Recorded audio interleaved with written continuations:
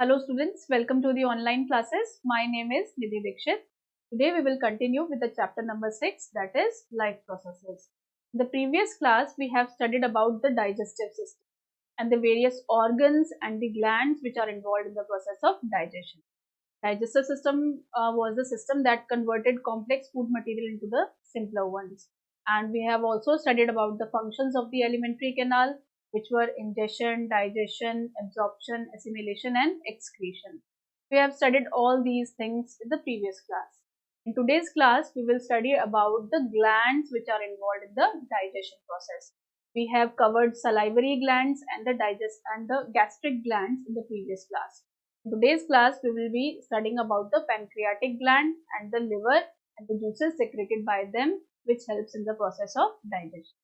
So, the next gland is the pancreatic gland. Third, I'll mention here third point because we have studied 2 points in the previous class. So today, the third gland is the pancreatic gland. The juices secreted by this pancreatic gland is pancreatic juice, right? It contains a lot of enzymes. Pancreatic juice, it contains a lot of enzymes which are helping in the process of digestion. So and site of action of this pancreatic juice is the small intestine. We have studied in the previous class that juices which are secreted by pancreas will only enter the small intestine. When the food enters into the small intestine, only then pancreas will excrete its juices and carry out the process of digestion. So the site of action of the pancreatic juice is the small intestine. Then what are the enzymes which are secreted by the pancreatic gland and how it carries out the process of digestion? So the first is the amylase. Amylase enzyme is also secreted by the salivary gland, salivary amylase, and it is also secreted by the pancreatic gland in the form of pancreatic juice, which converts starch into starch को किसमें change कर देता है? Disaccharide, इसमें disaccharides में change कर देता है, राइट? सेकंड जो आता है आपका ट्रिप्सिन. ट्रिप्सिन क्या काम करता है? मैं इसको थोड़ा सा ट्रिप्सिन क्या काम करता है? ट्रिप्सिन जो होता है प्रोटीन को डाइजेस्ट करने के काम में आता है. ट्रिप्सिन जो होता है वो प्रोटीन्स को किसमें चेंज कर देता है? ट्रिप्सिन चेंज कर देता है पेप्टाइड्स के अंदर, राइट? थर्ड आता है काइमोट्रिप्सिन. काइमोट्रिप्सिन, इनमें से आपको किसी भी एंजाइम का नाम दे दिया जाएगा और आपको बताना होगा इसकी साइट ऑफ एक्शन, कहाँ से ये रिलीज हो रहा है और इसका फंक्शन क्या है डाइजेशन, राइट?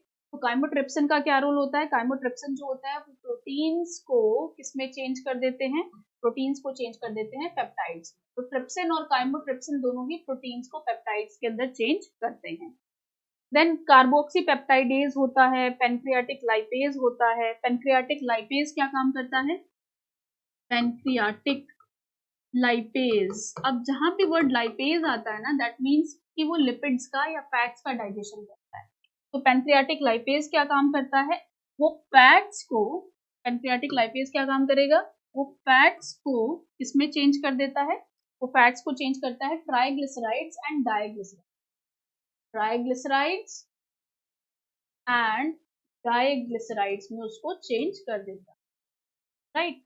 तो इस तरह से इतने सारे जूसेस जो हैं वो इस छोटे से ऑर्गन से, छोटे से ग्लैंड से निकलकर आते हैं और डाइजेशन का काम करते हैं.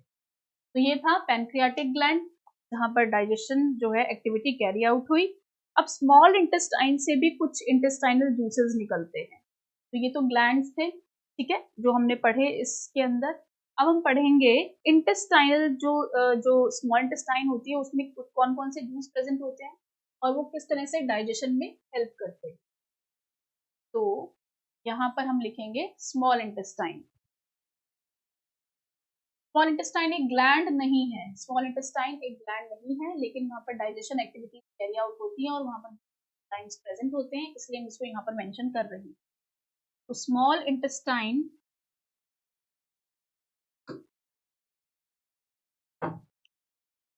इंटेस्टाइन में किस किस तरीके के जूसेस होते हैं? स्मॉल इंटेस्टाइन में जो इंटेस्टाइनल जूसेस होते हैं उनमें जो एंजाइम्स प्रेजेंट है उसमें है एंटीरोकाइनेज नाम का एक एंजाइम प्रेजेंट है. एंटीरोकाइनेज क्या काम करता है? एंटीरोकाइनेज ट्रिप्सिनोजन को आप लिख लीजिए, को कन्वर्ट करता है, ट्रिप्सिनोजन को ट्रिप्सिन और इनएक्टिव पेप्टाइड में उसको चेंज करता है, राइट। सेकंड आता है डाइपेप्टाइडेजेस, ये था एंटीरोकाइनेज, दूसरा है डाइपेप्टाइडेज। डाइपेप्टाइडेज क्या काम करता है? डाइपेप्टाइडेज जो है वो डाइपेप्टाइड्स को अमीनो एसिड्स में चेंज करने का काम करता है। देन आता है माल्टेज और lactase. Maltase and lactase, maltase और लैक्टेज नाम से ही पता चल रहा है, इजी है। माल्टेज जो है वो माल्टोज को शुगर में चेंज करता है, और लैक्टोज जो लैक्टेज है वो भी क्या काम करता है? लैक्टोज को सिंपल शुगर जो कि ग्लूकोज होती है उसके अंदर चेंज करता है। तो और इसके अंदर न्यूक्लियोटाइड्स होते हैं, न्यूक्लियोसाइड्स होते हैं, जो कि आपके सिलेबस में नहीं है, लेकिन आपको ये सारे एंजाइम्स के नाम होने। तो ये था इंटेस्टाइनल जूसेस, उसके अंदर कौन कौन से एंजाइम्स प्रेजेंट थे, किस तरह से वो डाइजेशन में हेल्प करते हैं, उसके बारे में हम लोगों ने इसके अंदर पढ़ा। और हम लोगों ने ब्रीफ जो लेआउट था इस डाइजेस्टिव एक्टिविटीज का, वो भी हम लोगों ने इसके अंदर ले लिया है। अब नेक्स्ट टॉपिक जो आता है इसके अंदर वो आता है हमारा रेस्पिरेशन। उससे पहले एक छोटा सा टॉपिक है हमारे पास जिसको हम बोलते हैं डेंटल कैरीज। डेंटल कैरीज क्या होती हैं? डेंटल कैरीज और tooth decay causes gradual softening of the animal. आपने देखा होगा जनरली आजकल बहुत ज्यादा डेंटल कैरीज की प्रॉब्लम हो रही है, यानी कि दांत जो है लोगों के बहुत ज्यादा खराब हो रहे हैं। वो किस वजह से हो रहे हैं? वो इस वजह से हैं कि हम अपने दांतों का अच्छे से ध्यान नहीं रखते हैं। कैसे नहीं रखते हैं? जैसे हम लोग रात को खाना खाकर सोते हैं तो उस टाइम ब्रशिंग या फ्लॉसिंग जो होती है वो टीथ की वो नहीं करते हैं। तो जो फूड पार्टिकल्स होते हैं हमारे दांत के बीच में या दांतों के बीच की जो स्पेस होती है उनके बीच में आकर अटक जाती है, यहाँ पर हमारे ब्रश की रीच नहीं होती है। उससे क्या होता है कि ये जो खाना जो होता है, या जो हम अगर मीठा खाकर सोते हैं रात को, तो क्या होता है वो मीठा सिर्फ हमको ही नहीं पसंद होता, हमारे माउथ में जो मिलियंस ऑफ बैक्टीरिया रह रहे होते हैं उन्हें भी वो मीठा बहुत पसंद होता है। तो उस मीठे को खाने के चक्कर में क्या कर देते हैं, हमारे दांत को डैमेज कर देते हैं। कैसे डैमेज करते हैं? तो बैक्टीरिया यहाँ पर आते हैं इस पार्टिकल को, फूड पार्टिकल को खाने के लिए, तो इसको खाने के लिए उनके कोई टीथ तो होते ही नहीं जिससे वो खा सकते हैं। वो क्या करते हैं, अपने अंदर से कुछ ऐसे केमिकल्स या कुछ ऐसे एंजाइम्स निकालते हैं जिससे ये फूड जो होता है वो सॉल्युबलाइज हो जाता है, यानी कि सेमी सॉलिड फॉर्म में कन्वर्ट हो जाता है। और ये जो लिक्विड अपने अंदर से निकालते हैं ये मोस्टली क्या होते हैं, एसिडिक नेचर के होते हैं। किस फॉर्म के होते हैं? एसिडिक नेचर के होते हैं। इसकी वजह से अब क्योंकि एसिड हमारे दांत में रिलीज हो रहा है, तो उसकी वजह से हमारे दांत की जो सबसे बाहर की जो कोटिंग होती है जिसको हम क्या बोलते हैं, एनिमल, इस एनिमल को ये जो एसिड होता है वो डैमेज करता चला जाता है। और इस हद तक कभी कभार डैमेज कर देता है कि हमारे दांत की जो रूट होती है वहां तक ये डैमेज जो है वो पहुंच जाता है, जिससे हमें ठंडा या खट्टा या तीखा जो होता है जब भी हम खाना खाते हैं वो सेंसेशन जो होती है, तीखी सेंसेशन हमें अपने दांत में फील होती है। इनको हम क्या बोलते हैं, डेंटल कैरीज। तो इसको अवॉइड करने के लिए हमें क्या करना चाहिए, हमें ओरल हाइजीन रखनी चाहिए।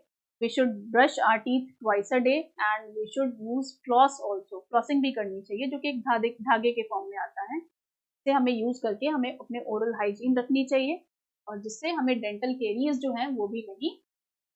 इस तरह से ये एक डाइजेशन का पार्ट है, आपको इस तरह से क्वेश्चन भी इसके अंदर आ सकता है। नेक्स्ट आता है आपका question answers. What are the difference between autotrophic nutrition and the heterotrophic nutrition? Autotrophic और हेटरोट्रॉफिक के बीच में डिफरेंस क्या होता है? Autotrophic, as its name suggests, those that type of nutrition in which the organisms are able to make their own food. जहाँ पर organisms अपना खाना खुद बना सकते हैं, उस टाइप के न्यूट्रिशन को हम क्या बोलते हैं, ऑटोट्रॉफिक न्यूट्रिशन। हेटरोट्रॉफिक न्यूट्रिशन क्या होता है? It is that type of nutrition in which the animals are not able to make their own food, they depend upon plants for their food requirement, right. तो autotrophic nutrition का अगर आपको example पूछा जाए तो आप बोलेंगे plants, as well as heterotrophic का अगर आपको पूछा जाए तो आप क्या बोलेंगे, animals including human beings, right. तो नेक्स्ट क्वेश्चन आता है, where do plants gate each of the raw materials required for photosynthesis?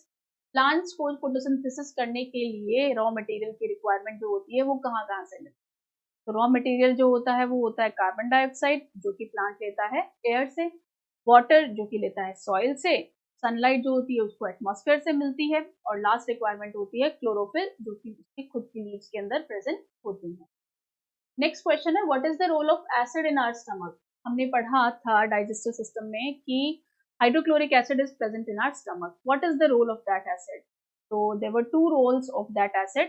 First, the acid that is known as hydrochloric acid provides the acidic medium for the enzymatic action. जो भी enzymes हमारे stomach के अंदर, जो stomach glands हैं, gastric glands हैं, उसके अंदर से जो release होते हैं, उनको activity करने के लिए acidic medium की requirement होती है, और इसी एसिडिक मीडियम को कौन देता है? Hydrochloric acid. सेकेंड फंक्शन जो होता है हाइड्रोक्लोरिक एसिड का, वो ये होता है कि जब भी हम खाना खाते हैं, a lot of microorganisms enters in our body through our mouth. In order to kill those organisms, nature has provided us with the hydrochloric acid to kill those germs or the disease causing organisms. Next question is, what is the function of digestive enzymes? What is the function of digestive enzymes? The digestive enzymes helps in converting the complex food material into the simpler ones, so that our body can easily absorb and assimilate those components in our blood and provide us with energy. The next question is, how is the small intestine designed to absorb the digested food? So nature has provided the small intestine with a lot of small hair-like extensions, which are known as villi. Villi are the small hair-like extensions which are present in our small intestine, which helps in absorbing the digested food material very easily, which gets incorporated or mixed into our blood and provide us with a lot of energy, so that we can work properly. So these were the blue part questions of the digestive system. In the next class, we will be taking the respiratory. Till then, thank you. Our next topic is the respiratory system. Respiratory system is that system that helps in the respiration process. अब respiration क्या होता है? Respiration is the exchange of gases. Exchange of gases that takes place between us and the environment are carbon dioxide and oxygen.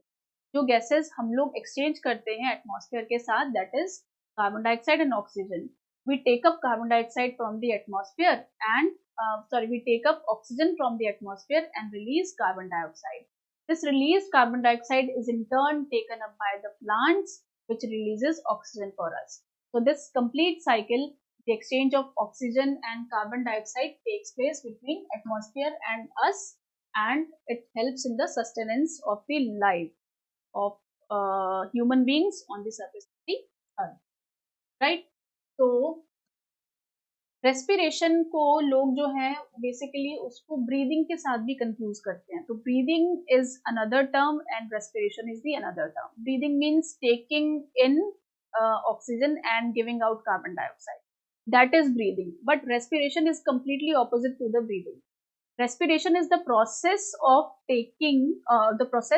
breakdown of the glucose in the presence of oxygen to release energy. Respiration completely अलग term होती है. Respiration में क्या होता है कि हम लोग क्या लेते हैं? हम लोग लेते हैं ऑक्सीजन. जो ऑक्सीजन हम लोग प्लांट से लेते हैं वो क्या करती है? हमारे फूड को ब्रेक डाउन करती है.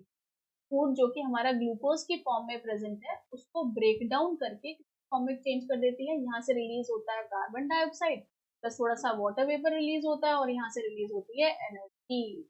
तो इसीलिए कहते हैं कि खाने के साथ साथ ऑक्सीजन भी जरूरी है, क्योंकि अगर ऑक्सीजन हम लोग नहीं लेंगे तो जो खाना हम लोगों ने खाया वो क्या होगा? ब्रेक डाउन नहीं होगा.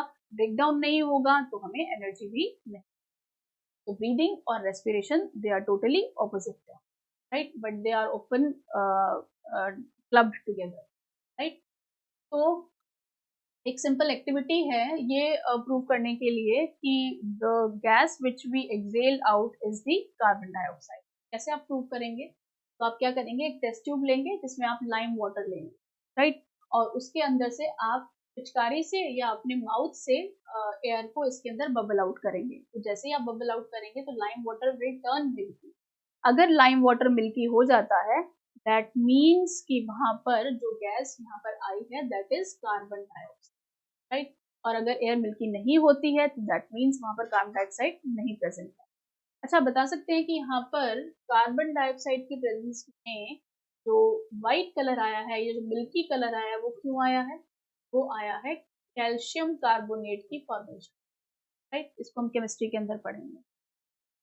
चलिए, तो ये तो था बेसिक डेफिनेशन, और हम लोगों ने देखा कि कार्बन डाइऑक्साइड जो एक्सेल की वो किस तरह से लाइम वाटर को मिल्की कर सकता है। अब हम ये देखेंगे कि ग्लूकोज का ब्रेकडाउन किस तरह से होता है और वो हमें किस तरह से एनर्जी। तो हम यहाँ पर इस चीज को भी देखेंगे कि किस तरह से डाइजेस्टिव सिस्टम और रेस्पिरेटरी सिस्टम एक दूसरे के साथ लिंक्ड होते हैं, किस तरह से डाइजेस्टिव सिस्टम बिना रेस्पिरेटरी सिस्टम के काम नहीं कर सकता, ये भी हम लोग इसके अंदर देखेंगे। इस एक साइकिल से हम लोग ये सारी चीजों को पढ़ेंगे। तो डाइजेस्टिव सिस्टम में हमने देखा था कि अल्टीमेटली जो है वो फूड किस फॉर्म में डाइजेस्ट हो जाता है, अल्टीमेटली सबसे सिंपलर फॉर्म में डाइजेस्ट हो जाता है, एंड दैट इज ग्लूकोज। और ग्लूकोज में डाइजेस्ट होने के बाद वो हमारे ब्लड में अब मिक्स हो चुका है। ब्लड में अब हमारे पास ग्लूकोज अवेलेबल है। ये ग्लूकोज कहाँ जाएगा? ये ग्लूकोज जाएगा हमारे सेल के साइटोप्लाज्म के अंदर। मान लीजिए ये हमारा एक सेल है, और ब्लड आर्टरीज क्या करती हैं? आर्टरीज ब्लड को लेकर आती हैं हार्ट से और कहाँ डिस्ट्रीब्यूट कर देती हैं? एक एक सेल को, टिश्यू को डिस्ट्रीब्यूट करती हैं। तो ब्लड हमारा कहाँ पर आ गया है? सेल के अंदर आ गया है। और सेल के अंदर आने के बाद, सेल के अंदर जैसे ही ब्लड आएगा तो ब्लड के साथ साथ ग्लूकोज भी आएगा, क्योंकि ग्लूकोज ब्लड में मिक्स हो चुका है। अब यहाँ पर आने के बाद हमने देखा कि यहाँ पर जो साइटोप्लाज्म यानी कि जेली लाइक लिक्विड है, वहां पर हमारा जो है वो ग्लूकोज आ चुका है। अब यहाँ पर ग्लूकोज का क्या होगा? ब्रेकडाउन होगा, कि ग्लूकोज टूटेगा। अभी हम यहाँ पर देख रहे हैं कि ग्लूकोज जो है वो एक 6 कार्बन मॉलिक्यूल कंपाउंड है। ग्लूकोज का अगर हम फॉर्मूला देखते हैं तो ग्लूकोज का फॉर्मूला होता है C6H12O6। तो यहाँ पर कार्बन कितने प्रेजेंट है? यहाँ पर 6 कार्बन प्रेजेंट है। तो जब साइटोप्लाज्म में ब्लड पहुंचेगा तो ग्लूकोज क्या हो जाएगा? ब्रेकडाउन हो जाएगा। किसमें? पायरुवेट में। पायरुवेट एक 3 कार्बन मॉलिक्यूल है। तो जब ग्लूकोज पायरुवेट में टूटेगा तो वहां पर पायरुवेट के 2 मॉलिक्यूल्स बनेंगे, और हर एक मॉलिक्यूल में कार्बन के तीन तीन एटम्स हमें देखने को मिलते हैं। प्लस यहाँ पर थोड़ी सी एनर्जी भी रिलीज होती है, राइट। अब हमारे पास पायरुवेट बनकर तैयार हो गया है। अब ये पायरुवेट का जो ब्रेकडाउन है और इससे जो हमें एनर्जी मिलेगी, वो 3 पाथवेज से हमें एनर्जी मिल सकती है। तो फर्स्ट केस है द एब्सेंस ऑफ ऑक्सीजन, यानी कि अगर ऑक्सीजन कंप्लीटली एब्सेंट है, यानी कि अगर हम लोग ऑक्सीजन वहां पर बिल्कुल भी नहीं है, तो उस केस में जैसे कि ईस्ट में हमें देखने को मिलता है। ईस्ट जो है वो एक anaerobic organism, anaerobic, anaerobic 2 word से मिलकर बना हुआ है। एना, एरोबिक, यानी कि वहां पर ऑक्सीजन प्रेजेंट नहीं है। अगर वहां पर ऑक्सीजन प्रेजेंट नहीं है तो क्या होगा? पायरुवेट कैसे टूटेगा? पायरुवेट टूटेगा एथेनॉल, कार्बन डाइऑक्साइड और एनर्जी। मोस्टली जो अल्कोहल बनाने का तरीका है, जो फैक्ट्रीज में यूज किया जाता है या बड़ी बड़ी इंडस्ट्रीज में यूज किया जाता है, उसमें क्या किया जाता है? जिस फॉर एग्जाम्पल ग्रेप का जूस लिया, ग्रेप के जूस को हमने एक बड़े से कंटेनर में डालकर रखा और उसको कम्प्लीटली कवर करके, उसके अंदर कुछ भी नहीं डाला, या हम लोगों ने ईस्ट को डाल दिया से फॉर एग्जाम्पल, और उसको कवर करके हम लोगों ने काफी दिन के लिए छोड़ दिया। अब क्योंकि ईस्ट एक एनारोबिक ऑर्गेनिज्म है, उसको ऑक्सीजन की रिक्वायरमेंट नहीं है, तो उस बंद कंटेनर में जो ग्रेप के जूस में जो ग्लूकोज प्रेजेंट था, उसको किसमें चेंज कर देता है? वो चेंज कर देता है एथेनॉल। और एथेनॉल जो होता है वो एक तरह का अल्कोहल होता है। तो इस तरह से हमारी जो अल्कोहल है वो बनकर तैयार होती है, राइट। और इसमें कौन हेल्प करता है? ईस्ट हेल्प करता है। वहां पर कार्बन डाइऑक्साइड भी रिलीज होगी और एनर्जी भी रिलीज होती है। तो इस तरह से अल्कोहल बनाने का ये तरीका है जो बड़ी बड़ी इंडस्ट्रीज यूज करती है। सेकेंड है द प्रेजेंस ऑफ ऑक्सीजन। जैसे कि हम लोग हैं, अब हमने खाना खाया, खाना डाइजेस्ट हुआ ग्लूकोज की फॉर्म में और वो सेल्स में जाकर पहुंच गया है। सेल्स में वो पायरुवेट में भी टूट चुका है। पायरुवेट से आगे हमें किस तरह से एनर्जी मिलेगी? तो आगे इस तरह से एनर्जी मिलती है कि पायरुवेट जो होता है, जब हम लोग सांस ले रहे होते हैं तो वो ऑक्सीजन कहाँ जाके पहुंचती है? ऑक्सीजन भी हमारे एक एक सेल में जाकर पहुंचेगी। ऑक्सीजन भी पहुंच चुकी है, पायरुवेट भी प्रेजेंट है सेल के अंदर। अब ये पायरुवेट जो है ऑक्सीजन की प्रेजेंस में माइटोकॉन्ड्रिया के अंदर टूटे। ये क्वेश्चन बहुत फ्रीक्वेंटली क्वेश्चन आंसर्स पूछे जाते हैं, 1 मार्कर, या आपको जो है एमसीक्यूज में आपको ये क्वेश्चन पूछा जा सकता है कि जो ग्लूकोज है उसके बाद जो पायरुवेट का जो ब्रेकडाउन होता है और हमें एनर्जी कहाँ पर मिलती है, तो आप बोलेंगे पायरुवेट का ब्रेकडाउन कहाँ पर होता है? वो होता है माइटोकॉन्ड्रिया के अंदर। तो माइटोकॉन्ड्रिया के अंदर पायरुवेट टूट जाएगा कार्बन डाइऑक्साइड में, वाटर में, और यहाँ पर मिलेगी वास्ट अमाउंट ऑफ एनर्जी। और यही एनर्जी जो होती है वो हमें काम करने में हेल्प करती है। और यहाँ से जो कार्बन डाइऑक्साइड जनरेट हुई उसको हम क्या कर देते हैं, नोज के थ्रू एक्सहेल कर देते हैं। तो इस तरह से हम लोग ऑक्सीजन लेकर कार्बन डाइऑक्साइड को एक्सहेल करते हैं और हमें साथ साथ क्या मिल रही है, यहाँ पर एनर्जी भी मिल रही है। थर्ड केस है यहाँ पर कि जब कोई माउंटेनियर्स होते हैं जो हिल पर क्लाइंबिंग करते हैं, वो क्या करते हैं, वहां पर ऑक्सीजन की कमी होती है, या हम जब बहुत विगरस एक्सरसाइज कर रहे होते हैं तो उस टाइम पर भी हमारी बॉडी में ऑक्सीजन की कमी हो जाती है। उस टाइम पर हमें क्या आते हैं, क्रैम्प्स आते हैं बॉडी में। तो क्रैम्प्स किस लिए आते हैं, क्रैम्प्स इस वजह से आते हैं क्योंकि हमारी बॉडी में उस टाइम पर ऑक्सीजन की कमी होती है। ऑक्सीजन की कमी होने से ग्लूकोज जो है पायरुवेट में तो टूटा, लेकिन पायरुवेट जो है वो फाइनली जो है कार्बन डाइऑक्साइड, वाटर और एनर्जी में टूटने की बजाय एक इंटरमीडिएट कंपाउंड में टूट जाता है, इसको हम बोलते हैं लैक्टिक एसिड। और इसी लैक्टिक एसिड की फॉर्मेशन से हमारी बॉडी में क्रैम्प्स आते हैं। लेकिन अगर जहां भी आपको क्रैम्प आया, अगर आप उसको थोड़ा सा रब कर देंगे तो वो लैक्टिक एसिड जो है वो फिर से ब्रेक डाउन हो जाएगा, इसमें टूट जाएगा कार्बन डाइऑक्साइड, वाटर और एनर्जी। राइट, तो इस तरह से एक कंप्लीट पाथवे है, ये 3 तरीके हैं जिससे ग्लूकोज का ब्रेकडाउन आपकी बॉडी में हो सकता है। तो ये तो हमने लेआउट लिया था, इसका जो प्रोसेस है रेस्पिरेशन का वो हम लोग नेक्स्ट क्लास में। Thank you.